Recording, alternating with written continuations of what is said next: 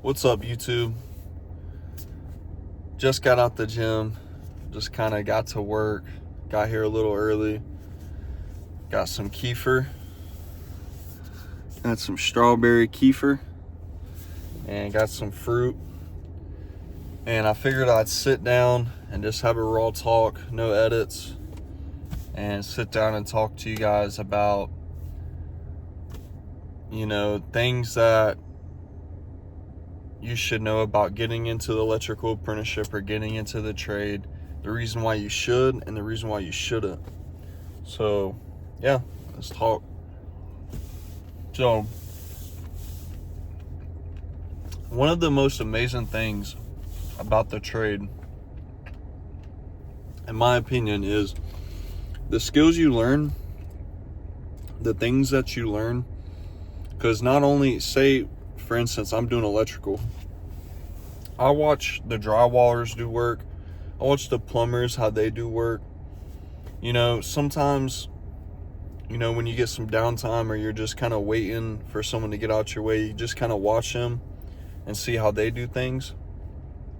And then you could fix something, as simple like for my example, I had a hole that happened in my house, and it was pretty easy to fix because I had watched people at my work fix drywall. And I mean, you could YouTube stuff nowadays, but the skills that you learn with the trade will take you far in life. You will never forget it, no matter what job you go to, no matter if you lose your job, no matter if you do the trades for a little bit and then you decide to get out the trade and do something else with your life. You're always going to have those skills for the rest of your life, which is pretty amazing. And I feel like skills are valuable, no matter if it's electrical, plumbing, drywall, HVAC. Basically, any skill that you learn is going to be valuable, and it's going to add value to others and add value to your life.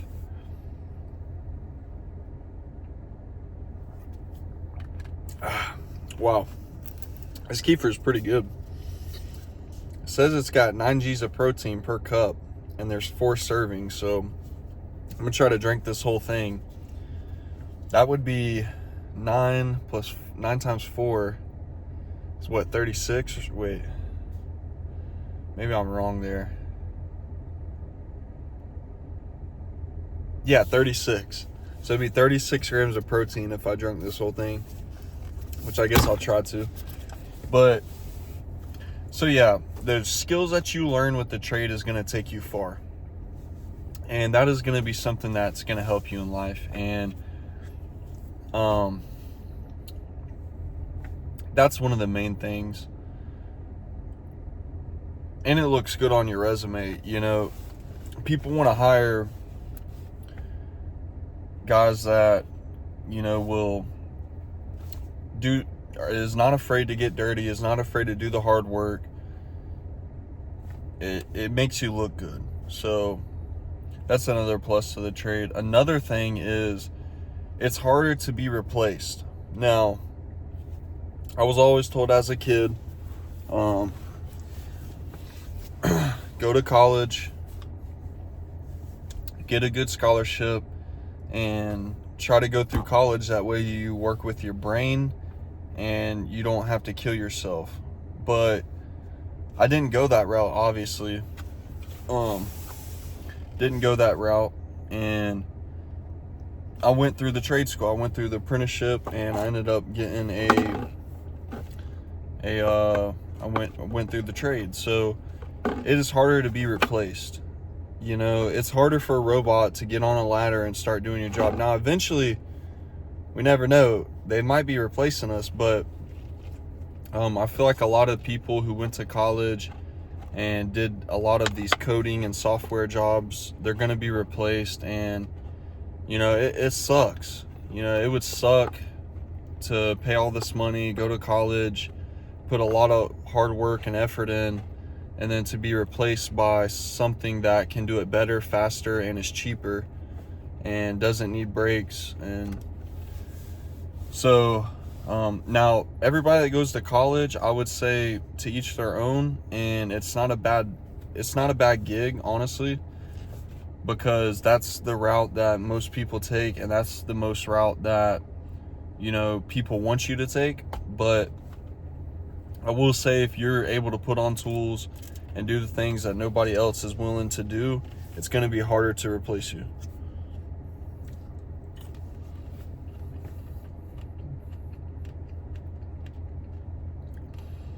Another thing, me personally, being that electrician in the family and being that electrician in my friend group, I get people that hit me up all the time for side jobs and different things like that. And it's pretty cool to be the person that people will come to whenever they have an issue or just have questions like, hey, you know, what if I want to do this lighting? Or even if they're asking, you know, simple questions, how electricity works or whatever, and you could be that person to explain to them those things. So that's pretty cool. So I would say a lot of the electrical trade is just putting on your tools, learning the different skills to become better. And I will say, I've talked to countless of like people who've been in the trade like 40 years, 50 years, who've been doing it a long time before I was born. And they said they're still learning things. Things change and you have to adapt and you have to learn these things. So that's pretty cool as well, is you never stop learning. You always learn something new, no matter what age you are, no matter when you get in the trade. If you've been doing it forever, you know, they're going to come out with a new light fixture or a new, you know, low volt lighting switch that you have to program. And you're going to have to learn these things, watch a video on it. You're going to have to read the instruction and learn how to do that. So I'd say that's pretty cool as well.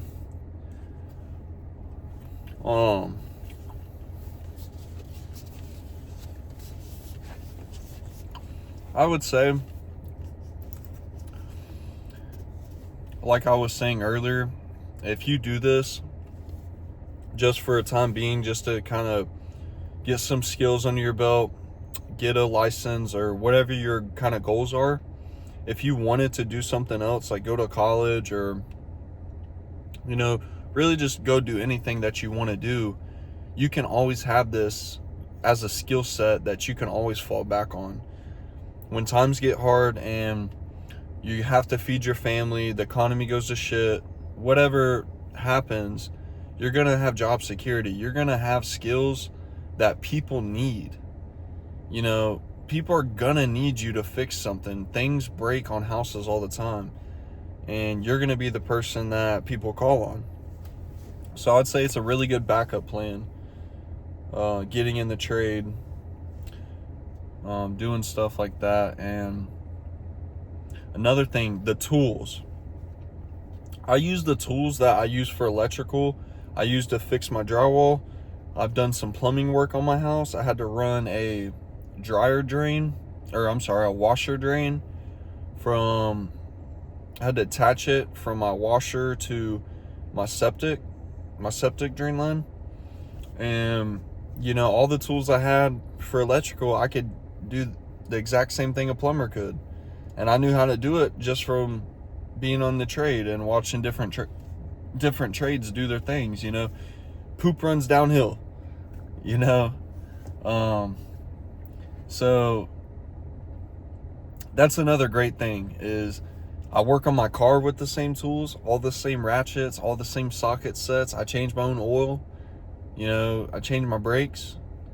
A lot of the stuff I use with electrical, I use on different things too. So you'll always have those tools to work on whatever you need to.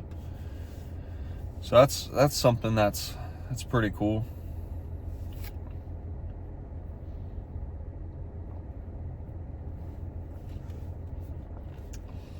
Now, in my experience, I've been doing electrical for 5 years now. So I completed my apprenticeship last May.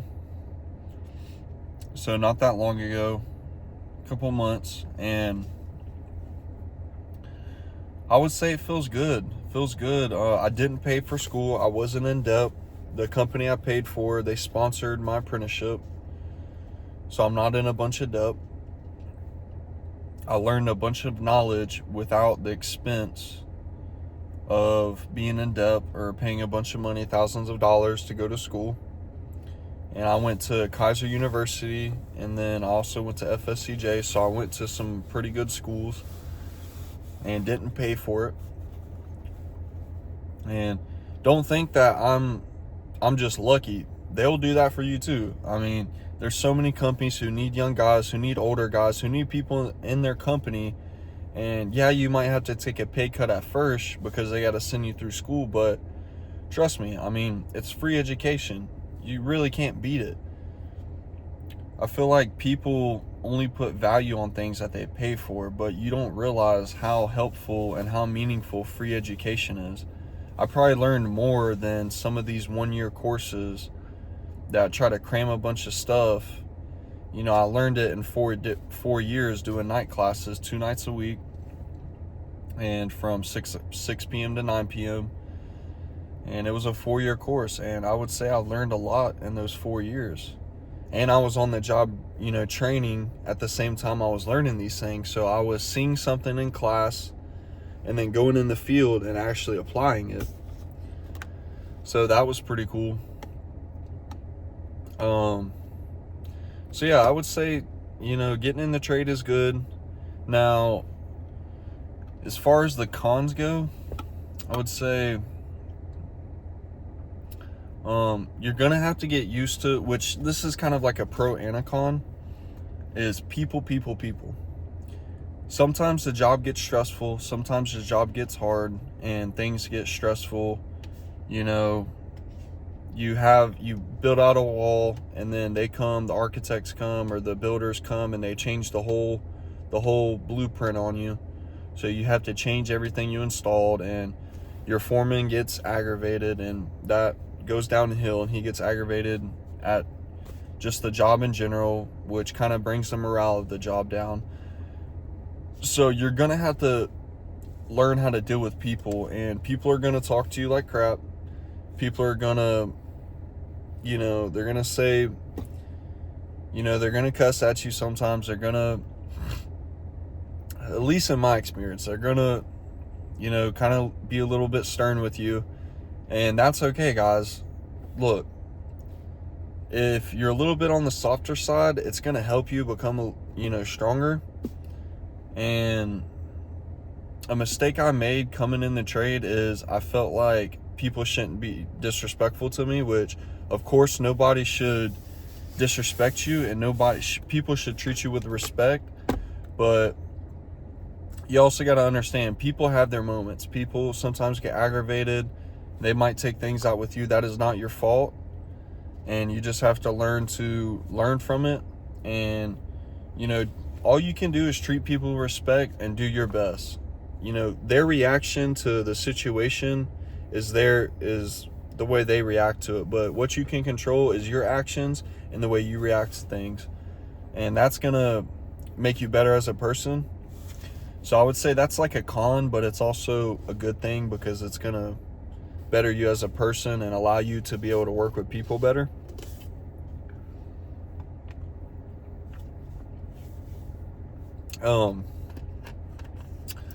So that's another thing. Another con I would say is you're not going to get rich.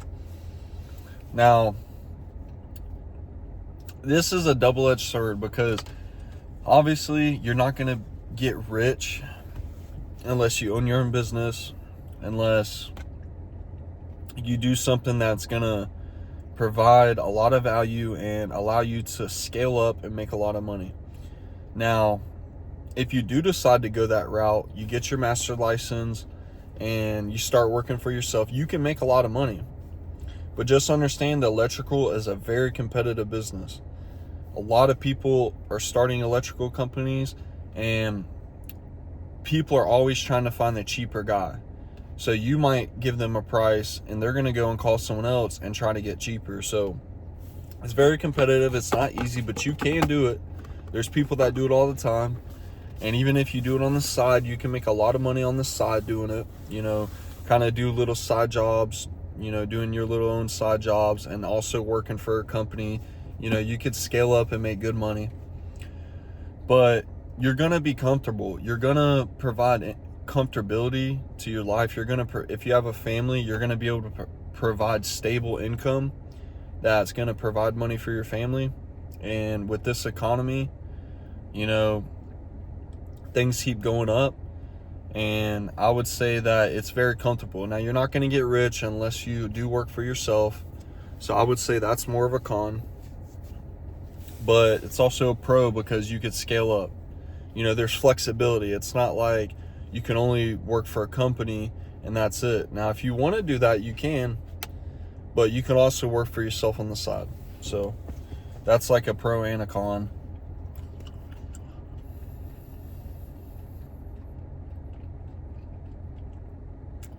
Wow, I got this from Trader Joe's. This is really good, by the way. Really, really good fruit.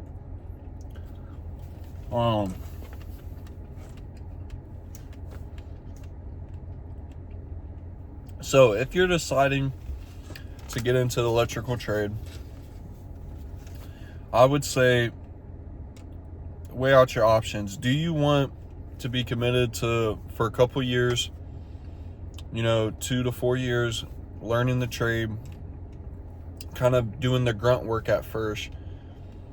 That's another con, is when you first get in the trade, something's got to give, guys. You're going to have to do the grunt work. You're going to have to be doing the harder stuff, the stuff that nobody wants to do. And in turn, people will teach you stuff. So at first, you do the things that nobody else wants to do. And in turn, you're going to get to learn knowledge from those people. Now, if they're a good journeyman, which I've had both, I've had good and bad journeymen. A good journeyman will teach you, and he will take his time. He'll teach you. He doesn't mind if, you ask questions and you're curious. Always stay curious, guys.